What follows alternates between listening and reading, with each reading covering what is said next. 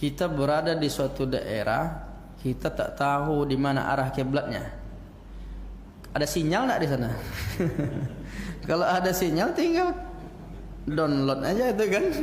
Kiblat apa itu? Nah, tengok nanti kemana arahnya, situlah kiblat. Tapi kan mungkin saja sinyal tak ada kan? Gimana cara menentukan kiblat? Kalau ada Pak Kua di sana tak tolong, atau Kementerian Agama itu kan ada tim khusus hisab ru'yat itu menentukan arah kiblat di situ, bimbingan Bimas Islam itu, itu ada di situ alat-alatnya. Terus masalahnya kita udah sampai situ nggak sempat mikirkan dia orang-orang, terus gimana mau sholat? Orang yang tidak bertemu, tidak tahu dia arah kiblat, sementara dia tahu waktu dah masuk, sholatnya dianggap sebagai sholat menghormati waktu. Itu pernah kita bahas dulu tentang masalah sholat menghormati waktu. Nah, sholat menghormati waktu itu ada beberapa sebab mengapa orang tetap disuruh sholat. Kenapa tetap disuruh sholat?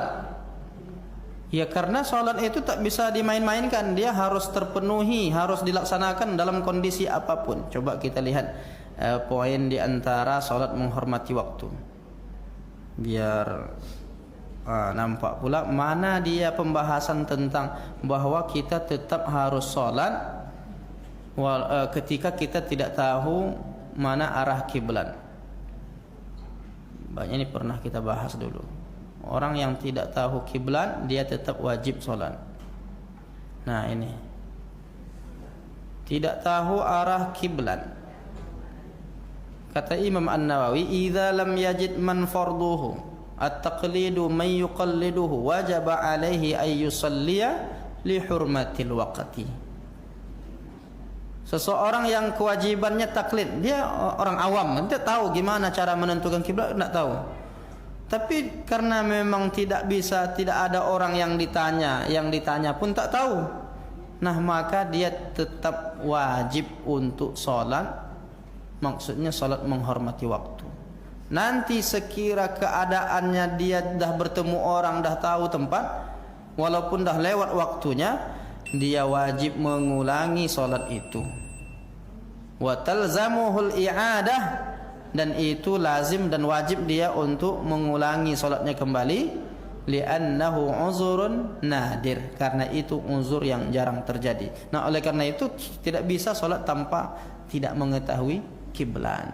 Siapapun kita tiba-tiba tak tahu kiblat, tapi masuk waktu tahu, sholat aja. Jangan sampai nanti dah di luar waktunya, kita abaikan, nanti aja lah, dah jumpa betul kiblat baru ternyata waktu dah lewat. Dia dianggap melalaikan sholat, dianggap berdosa dia karena meninggalkan sholat dan tidak menghormati waktu sholat. Ini sholatnya untuk apa? Untuk menghormati waktu. Seperti itu diantara penjelasan orang yang tidak tahu kiblat. Itu tadi Pak.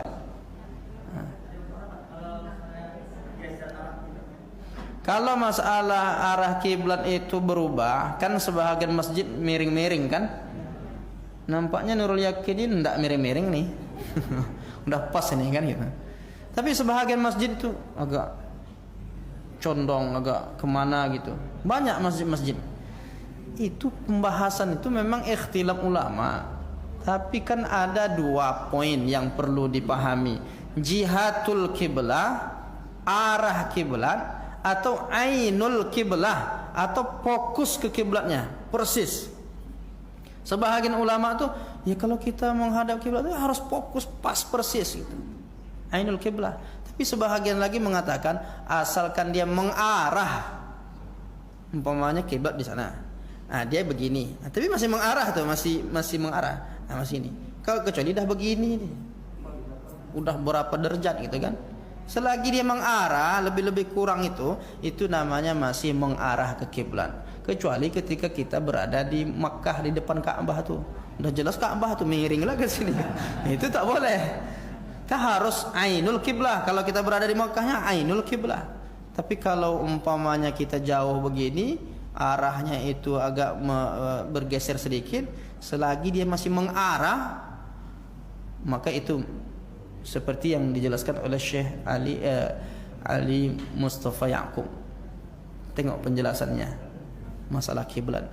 Tapi itu memang ikhtilaf. Jadi kalau ada yang ngotot itu ya kita tak bisa juga melarangnya. Hanya kalau kita lihat fatwa di antaranya, coba tanya Dr. Muwardi, begitu jawabnya itu. Saya ini kan nukil-nukil ulama aja. Takut Ustaz ini minta pertanggungjawabannya kan. Jadi ulama-ulama kita begitu ya kita ikut. Artinya ada dua versi. Kalau ada yang harus ainul kiblah, ya berarti ada pendapat yang diikutinya. Tapi kalau ada yang mengarah masih bisa toleransi, tak ada masalah, itu ada juga pendapatnya. Wallahu a'lam bishawab.